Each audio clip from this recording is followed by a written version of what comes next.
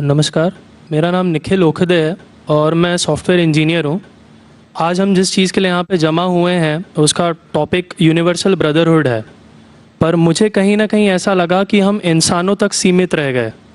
मेरा ऐसा कहना है कि हम इंसानों में कुछ इंसान ऐसे भी हैं जिनकी कुछ फीलिंग्स या जिनको जानवरों के बारे में भी थोड़ी फीलिंग्स हैं, और अगर आप उन्हें हर्ट करते हैं तो ये उस इंसान के रिलीजन के प्रति जाना है।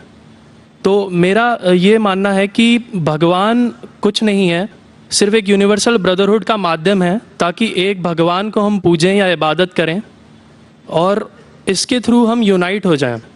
तो मेरा सवाल ये है कि हम हमेशा भगवान को इस तरह तोलते हैं कि उसे इंसान की तरह फीलिंग्स हैं, वो हमें सज़ा देता है, हमें रिवॉर्ड करता है, पर हमारे अलावा इस यूनिवर्स में, मैं उस वर्ड पे स्ट्रेस करूँगा, यूनिवर्स में जानवर भी हैं जिनका काम इस भगवान के बिना चल रहा है, जिनमें कोई फीलिंग्स नहीं है, ना वो कुरान पढ़ते हैं ना बाइबल पढ़ते हैं।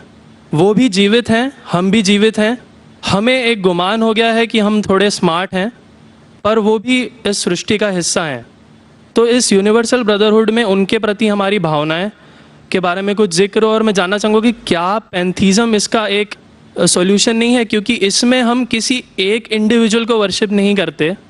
जैसा कि जुडाइज़म में कहा गया है कि I am a jealous God, और एक जेलस एक ऐसा इमोशन नहीं है जिसे हम पूज सकें मेरे हिसाब से। पर अगर हम पैंथीज़म को एक सोल्यूशन माने तो ये एक ऐसी चीज़ है जो हमेशा रही है। पेड़ हमेशा रहे हैं, ये यूनिवर्स हमेशा रहा है, और जबकि धारणाएं, डेफिनेशंस भगवान की हमेशा बदलती रही हैं। तो अगर हम गॉड को कांस्टेंट के रूप में देखना चाहते हैं और इसे एक माध्यम बनाना चाहते हैं आपसी भाईचारे का, आलमी भाईचारे का, तो क्या पैंथीज़म इसका एक सॉल्यूशन नहीं है? भाई साहब ने सवाल पूछा कि यूनिवर्सल ब्रदरहुड हम सिर्फ इंसानों तक महदूद रह गए हैं, क्या जानवर में जान नहीं है? और ये भगवान को हमने खुद बनाया ताकि आलमी भाईचारा रहे, लेकिन क्या पैंथीज़म इसका सल्यूशन नहीं है कि भगवान को हम दूसरे रूप में देखें? भाई साहब का अच्छा सवाल है। सवाल के दो हिस्से हैं। पहला एक हिस्सा है कि यूनिवर्सल ब्रदरहुड सिर्फ महदूद इंसानों तक क्यों, जानवर पेड़ पौधों को क्यों नहीं लिया गया? दूसरा सवाल, क्या पैंथीज़म इसका सल्यूशन नहीं है? पहले सवाल का जवाब कि यूनिवर्सल ब्रदरहुड, आलमी भाईचारा के अंदर हम बाकी जीवित चीज़ों को क्यों नहीं लेते? अगर लेंगे तो जीना ही मुमकिन नहीं है। अगर हम लेंगे बाकी जीवित चीज़ों को, हम आलमी भाईचारे में लेंगे, तो आपको यहाँ खड़े रहना भी मुमकिन नहीं है 5 मिनट तक के। क्यों मैं बोलूँगा? क्योंकि मैं डॉक्टर हूँ। भाईचारा का एक उसूल है कि दूसरे भाई का कत्ल मत करो, उसूल है क्या नहीं? ठीक है, आप सांस ले रहे अभी, सांस ले रहे ना, आप जब सांस लेते लाखों जर्म्स का कत्ल कर रहे हैं आप कैसे भाई? ये लाखों लोग का कत्ल कर रहे जीने के लिए, ये कैसा भाईचारा है? तो इसीलिए भाईचारे का डेफिनेशन जरा हम बराबर तौर से समझ ले, फिर हम डिस्कस करें। क्योंकि अगर आप कहें कि हर जीवित चीज मेरे भाई है, तो आप भाईचारे के खिलाफ। कोई भाईचारा में ये नहीं है कि दूसरों का कत्ल करो अपने आप को जिंदा रखने के लिए। कभी भी इस्लाम में ये नहीं कहा गया है कि दूसरों को दबाओ अपने आप को ऊंचा करने के लिए। और मैं अल्लाह के रसूल की एक मिसाल दूंगा आपको। अल्लाह के रसूल फरमाते हैं, आप जब देखते हैं एक खजूर का दरख्त, पाम ट्री, वो एक मोमिन की मिसाल है, मुस्लिम की मिसाल है, तो साहबा सोचते इसका क्या मतलब? क्यों एक खजूर का दरख्त, पाम ट्री को मुस्लिम कह रहे? समझ में नहीं उनको। आज हम जानते हैं, उस टाइम अल्लाह के रसूल ने कहा, कोई भी पेड़ पौधे जब भी बढ़ते ऊपर, वो क्या करते हैं? आजू बाजू पेड़ को हटाते हैं, फिर ही बढ़ते हैं, नीचे जाते हैं, अपने पौधों को, रूट्स को एक्सपैंड करते हैं। इसीलिए आप देखेंगे म्युनिसिपैलिटी क्रैक्स को तोड़ती है, मजबूत करे। क्यों? वो पेड़ बढ़ता है तो क्रैक हो जाता है, फिर से टाइल लगाते हैं। जितना पौधा बढ़ता है, जितना पेड़ बढ़ता है, उतना आजू बाजू नुकसान करता है। एक वाहिद दरख्त है पाम ट्री, जो जितना ऊंचा जाता है दूसरे को नुकसान नहीं पहुंचे, सीधा जाता है। बाकी लोग यहाँ जाते वहां जाते, इसके घर में घुसते उसके घर में घुसते, ऊपर जाते सीधा, किसी को तकलीफ नहीं देते, नीचे भी जाते सीधा, आजू बाजू घूमते नहीं। अगर आप अपने आप को बड़ा बनने के लिए दूसरों को दबाएंगे, ये मुस्लिम नहीं। तो अगर मैं मानूं आपकी बात को कि हर जीवित इंसान को भाईचारा करूं, तो मुझे जीने का हक ही नहीं, किसी को जीने का हक नहीं है।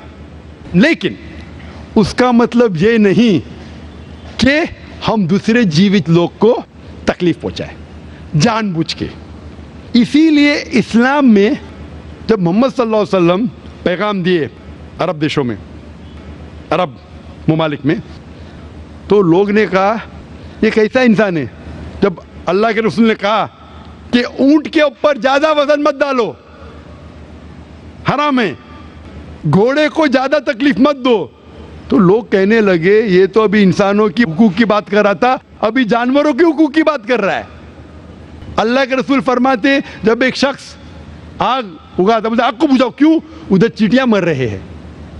उसका मतलब जानबूझ के कोई भी जीवित चीज को मारना हराम है, सिर्फ अनजाने में इजाजत है या जिसकी इजाजत खुदा ने आपको दी है, जिसकी इजाजत दी है खुदा ने।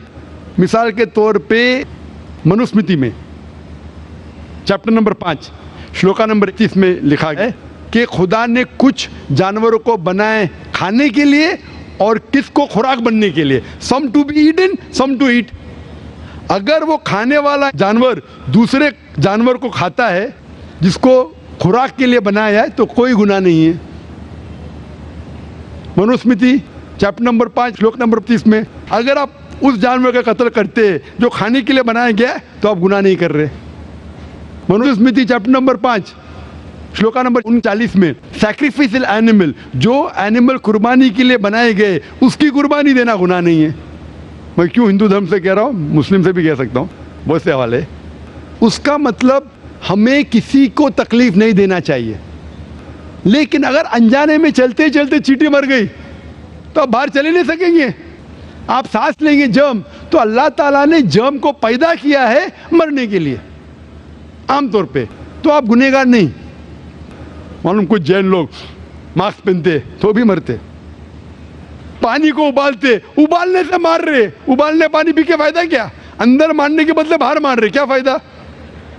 ये मुमकिन ही नहीं है। लेकिन जानबूझ के कोई जानवर को, और एक मिसाल दूंगा, हमारे खतीब जुमा नमाज पढ़ाए थे कल, डॉक्टर उस्मान, उनने अपने खुतबे में मिसाल दी थी। क्या एक औरत थी जो बहुत बेहया थी, क्या कहेंगे, जो आम तौर पे लोगों की ज़ीनत थी।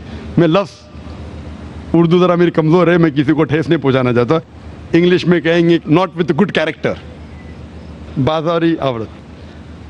ज़रा मैं ऐसे लफ्ज़ इस्तेमाल करना चाहता हूँ किसी को चोट पहुँचे, तो बाजारी औरत थी जो बहुत गुनाह करती थी। लेकिन एक वक्त एक कुत्ते को पानी पिलाया तो अल्लाह के रसूल फरमाते सिर्फ वो एक अच्छे अमल के वजह से खुदा ने उसे जन्नत में डाला। बाजारी औरत गलत काम करती है, जिना करती है, एक अमल क्या की, एक कुत्ते को पानी दी, इंसान को नहीं कुत्ते को, और अल्लाह उसे जन्नत में डालता है। दूसरी तरफ एक अच्छी औरत, नेक औरत, लेकिन एक बिल्ली को बंद करती है, चेन करके रखती है, उसकी आज़ादी को कैद करती है, अल्लाह ताला उसको जहन्नम में डालता है, नरक में डालता है। इसे कहते हैं जानवरों के हुकूक। मतलब जानवरों के भी हुकूक इस्लाम में हैं। अल्लाह के रसूल फरमाते कि चिड़िया की जान भी मत लो बिना वजह, चिड़िया स्पैरो। अब पढ़ेंगे कुरान में और हदीस में कई इसके पर लेक्चर। तो इसलिए हम मानते हैं कि जीवित चीज का हमें एहतराम करना चाहिए, उसके रूल रेगुलेशन है। बोलेंगे सब जीवित चीज मेरे भाई है, नहीं भाई सब भाई नहीं है। अभी कुछ लोग इतना करते, कुत्ते के पीछे हर महीने लाख रुपया खर्चा करते। अरे गरीब लोग मर रहे, लाख रुपये से 10 घर हर महीने लाख रुपया अपने पूडल के ऊपर डालते हैं। लाख रुपये से कम 10 घर तो चलेंगे ना महीने, 20 घर चलेंगे बम्बई में, हाँ के नहीं? वो 20 घर को संभालो ना, एक पूडल को संभाल रहे। ये किधर का इस्लाम है?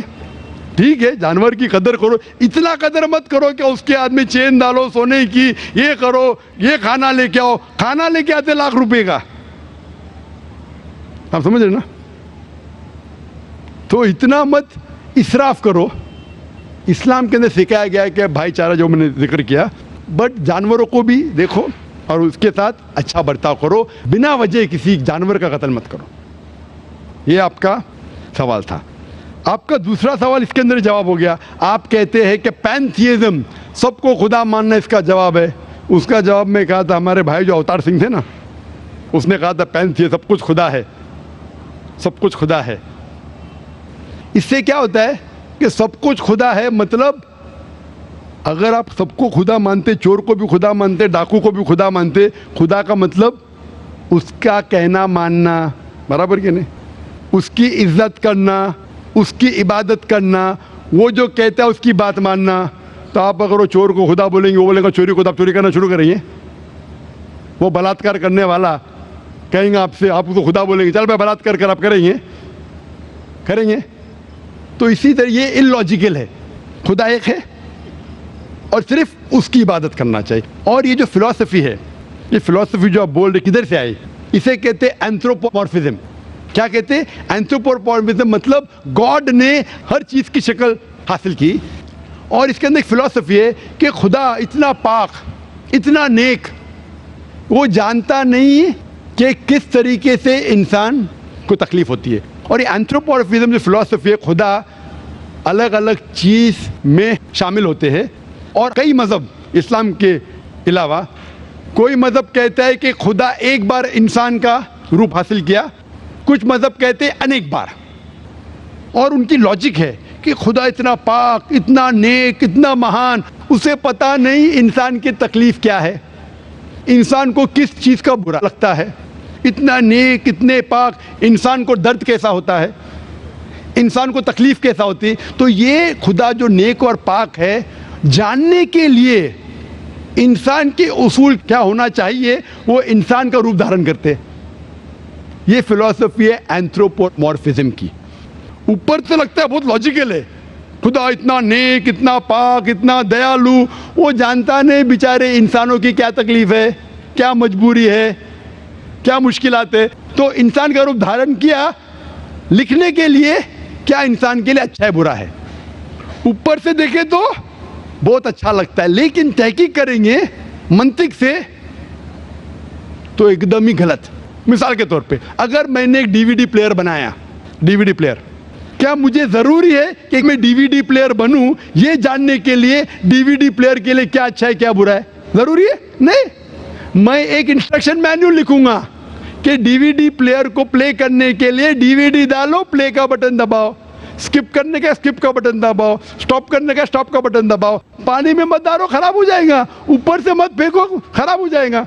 मुझे डीवीडी प्लेयर बनने की जरूरत नहीं। इसी तरीके से खुदा हमारा खालिक है, हमारा बनाने वाला है, हमारा पैदा करने वाला है, उसको इंसान बनने की जरूरत ही नहीं। वो क्या करता है? इंस्ट्रक्शन मैन्युअल लिखता है, इंसान के लिए क्या अच्छा है क्या बुरा है, क्या खाना चाहिए क्या नहीं खाना चाहिए, कैसा इबादत करना चाहिए। और इस खुदा का आखिरी इंस्ट्रक्शन मैन्युअल है कुरान। इस ईश्वर, इस भगवान, इस अल्लाह, इस खुदा का आखिरी इंस्ट्रक्शन मैन्युअल है कुरान। इस कुरान मजीद में लिखा है आपके लिए क्या अच्छा है क्या बुरा है, किस तरीके से जानवर से अच्छा बर्ताव करना चाहिए, किस तरीके से भाईचारा बढ़ना चाहिए, किस तरीके से गरीबों की मदद करना चाहिए, सब लिखा है इसमें। खुदा को खुद इंसान बनने की जरूरत नहीं, क्योंकि वो हमारा खालिक है, हमारा मालिक है। तो इसीलिए ये पैंथियज्म फिलॉसफी इज टोटली रॉन्ग। और वेद में किधर नहीं लिखा है, आप जाएंगे दूसरी किताबों में लिखा है, आप अगर देखेंगे मेरी कैसेट हिंदुइज्म एंड इस्लाम पे, लेकिन वो किताबें वेद से ऊंची नहीं है। वेद में सिर्फ लिखा है तौहीद के बारे में, एक खुदा के बारे में, एक कम सत्य विप्रा बहुधा वेदांते, खुदा एक है, उसको नाम अलहदा दे सकते हैं आप, लेकिन खुदा एक है, उसकी सिफत आप बयान कर सकते हैं। और वो एक खुदा है न तस्य प्रतिमास्ति, उसका कोई अक्स नहीं है, ना कोई पिक्चर है, ना कोई पेंटिंग है, ना कोई मूर्ति।